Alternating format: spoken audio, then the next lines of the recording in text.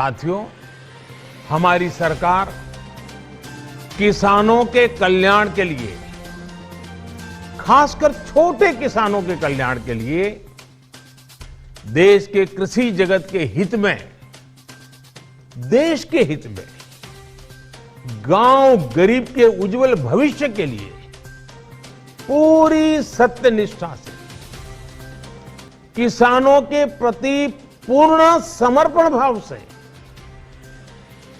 नेक नियत से ये कानून लेकर आई थी। लेकिन इतनी पवित्र बात, पूर्ण रूप से शुद्ध किसानों के हित की बात, हम अपने प्रयासों के बावजूद कुछ किसानों को समझा नहीं पाए।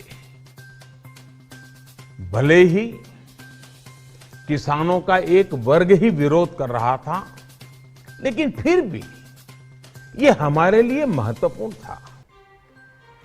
कृषि अर्थशास्त्रियों ने, वैज्ञानिकों ने, प्रगतिशील किसानों ने भी उन्हें कृषि कानूनों के महत्व को समझाने का भरपूर प्रयास भी किया।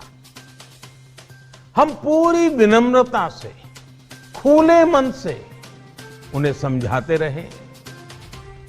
अनेक माध्यमों से व्यक्तिगत और सामूहिक बातचीत भी लगातार होती रही। हमने किसानों की बातों को, उनके तर्क को समझने में भी कोई कोर कसर बाकी नहीं छोड़ी।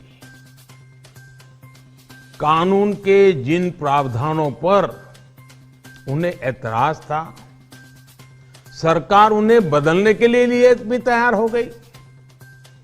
2 साल तक हमने इन कानूनों को सस्पेंड करने का भी प्रस्ताव दिया।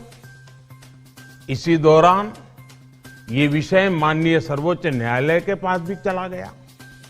ये सारी बातें देश के सामने है, इसलिए मैं इनके अधिक विस्तार में नहीं जाऊंगा। साथियों, मैं आज देशवासियों से क्षमा मांगते हुए सच्चे मन से और पवित्र हृदय से कहना चाहता हूं कि शायद हमारी तपस्या में ही कोई कमी रही होगी, जिसके कारण दिए के प्रकाश जैसा सत्य कुछ किसान भाइयों को हम समझा नहीं पाए। आज गुरु नानक देव जी का पवित्र प्रकाश पर्व है। ये समय किसी को भी दोष देने का नहीं है।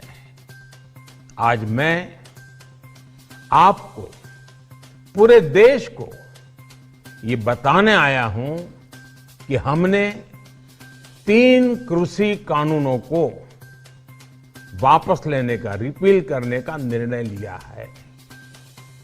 इस महीने के अंत में शुरू होने जा रहे संसद सत्र में, इसी महीने में, हम 3 कृषि कानूनों को रिपील करने की संवैधानिक प्रक्रिया को पूरा कर देंगे। साथियों, मैं आज अपने सभी आंदोलनरत किसान साथियों से आग्रह कर रहा हूं, आज गुरु पर्व का पवित्र दिन है। अब आप अपने अपने घर लौटे, अपने खेत में लौटे, अपने परिवार के बीच लौटे। आइए एक नई शुरुआत करते हैं, नए सिरे से आगे बढ़ते हैं।